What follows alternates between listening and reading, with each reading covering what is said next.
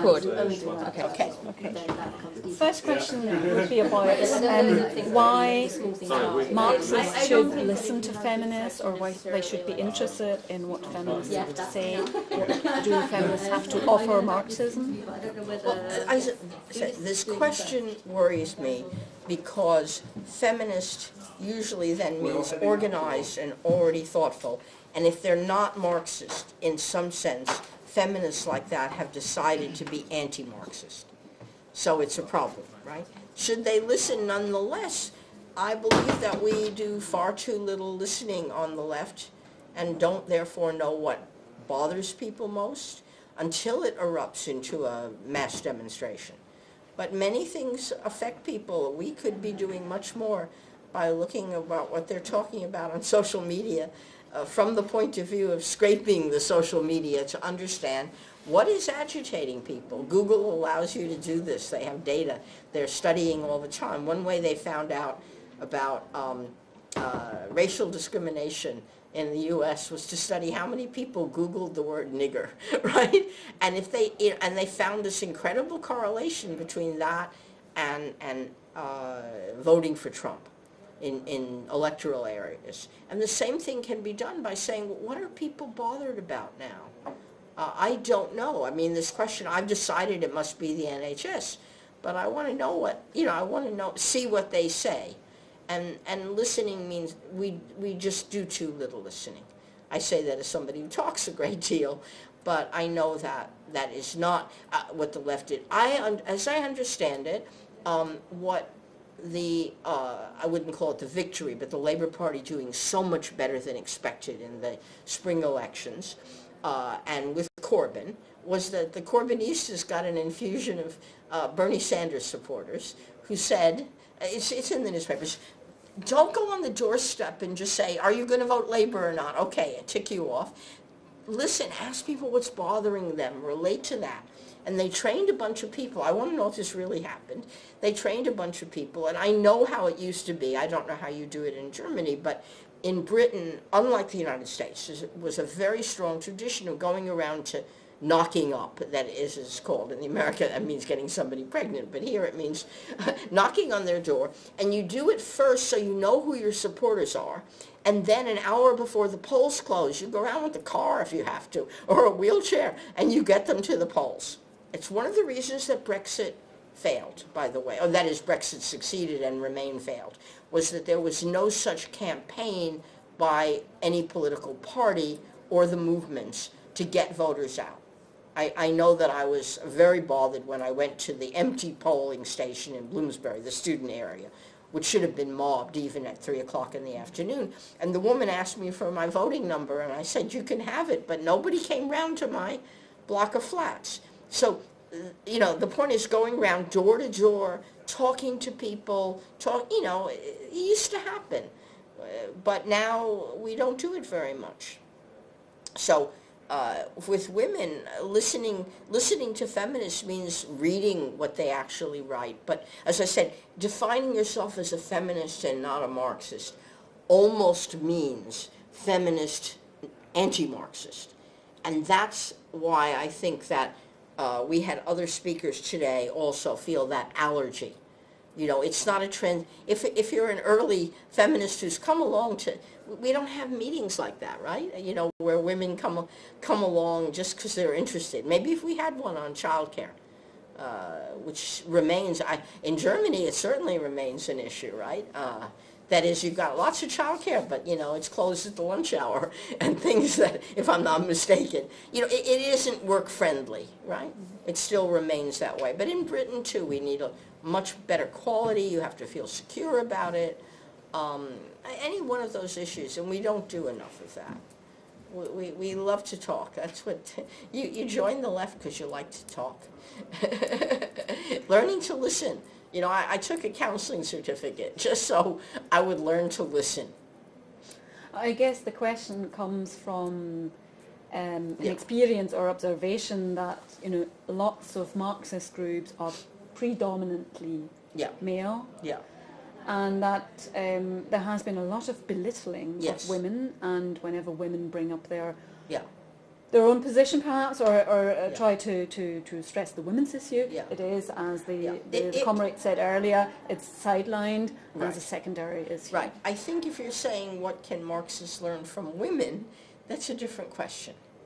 And again, I really do believe that what the personalist political, the good sense of it, and things like that, or that aha moment when what is happening in the world related to your own small bit of life.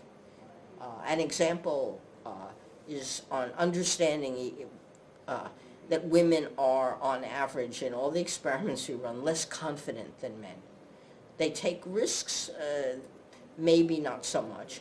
We know that women, we have a new world in part because men are no longer, their strength is no longer as important. That suggests to me that in those areas where manual labor still matters, that men are probably more strong, but we don't know about that. That is, the reality is that in most societies, men are taller, have greater grip strength, and there's some interesting studies on it has to do with why African women may have a better deal equality-wise, which is that after the fall of hunters and gatherers, which I don't want to prettify, but maybe they were more equal, the agricultural societies adopted either the plow or the hoe. And they didn't do it just because you had land, like in Africa, which is no good for plows. They'll break. And the hoe is better. And in those societies, women are physically closer, but also they have a higher labor force participation rate to this day. Many, many other signs of greater equality. I'm not saying they're better off because it's so difficult in Africa, but these things are still shaping us. And so, again, what is listening to women is part of listening to people, though. And if the left did a better job of listening to people and then speaking like them, I mentioned that I may have been wrong in having an allergy about emancipation as a word. But it's using this special language, which is the way we identify ourselves to each other, right? But that means that these uncommitted people, they feel left out. So we're not very good at that. I say we, I don't even know. Well, I know that I'm on the left. I don't know how far left, and because I don't think we have easy answers, we have a long time before we're going to be able to have anything like the egalitarian society that Marxists dreamt about. We have too many unmet demands, and okay, anyway, that's the basics. So that's what Marxists should just listen more, and then certainly to women. And let's tie on the question around now. So why should feminists, and this time feminists rather than women, be interested, listen, care about Again, if we Marxism? use the word women, because as I said, feminists, by the time you put the label on, unless you put it lightly, you mean something by it. I think that to do that, Marxists have to be able to explain things in a way that they didn't see before. I think we saw that when we really stumbled across saying that power relations are very important, and that behind the Me Too and how can men get away with this? It isn't just because they could put their grubby mitt on. I can put my mitt on somebody's knee also, but that they can get away with it. And seeing that unequal power. And that's one example, but there are many other things that affect women. I don't only want to look at Marxism. I'm always stunned by the fact that the women's liberation movements arose in the 60s when women were getting married later. And there was a reason for it, which is that as the baby boom unfolded, if you wanted to marry somebody 2 years older, there weren't as many of them. And it took when you get to be 28, it's easier, right? You could marry a 28-year-old, but it doesn't seem the same as a 19 and 19. It's just seeing that there's a larger context. And in terms of Marxists, it's seeing that there's profit behind it, there's self-interest, it just fits. That's why I don't like the conspiracy theory view, because it doesn't fit with what people see. If they just see that somehow, over time, it works out conveniently to do it that way. That aha moment, maybe I'm putting too much on it because I'm an intellectual, but I think that, enlightenment, I understand, people feel good when they understand something. And also, then they have to be able to do something about it, which is one of the reasons that people go for large existing parties, is that they have to feel that if they add their weight, it will mean something. Okay, so. I would love to follow up those individual questions, but we agreed on a very simple format. So I just put to you the third question, and that is to do with 68. And when we talked about these questions back home at the office, we weren't quite sure what the discussion would be about. We said, what can women learn from 68? What's the legacy for women in particular? But obviously, yesterday you spoke about 68 as a metaphor, and this is the way I would like it to be understood. Yeah, that's right. But, the women's liberation movement started just before 68 in the United States. It didn't start the same place everywhere, and it was much weaker in France. It remains that way, for example. But the lessons of 68 are, we like to have these glorious moments when we see millions of people, and feeling that it can go from nothing to millions of people is, as long as you don't smoke it only, it's very important to remember that these big changes can happen fast. That's one of the lessons. I don't say that people did the best they could in 68, but certainly everybody who was already a leftist saw in the French events especially. I don't think of the U.S. 68 as the same. To me, 68 is still May, and it's still Paris. And again, it was too much Paris, by the way, and the capital. But at least in France, the weight of that is greater. But that's also another lesson, which is even when you have millions, don't forget that there are millions you don't have yet. But that picture of that kind of moment and how quickly things can change, it's useful for people to know in dark winter nights that spring will come. That people's consciousness can when they're unhappy. We kept talking about the 30% increase in workers' wages.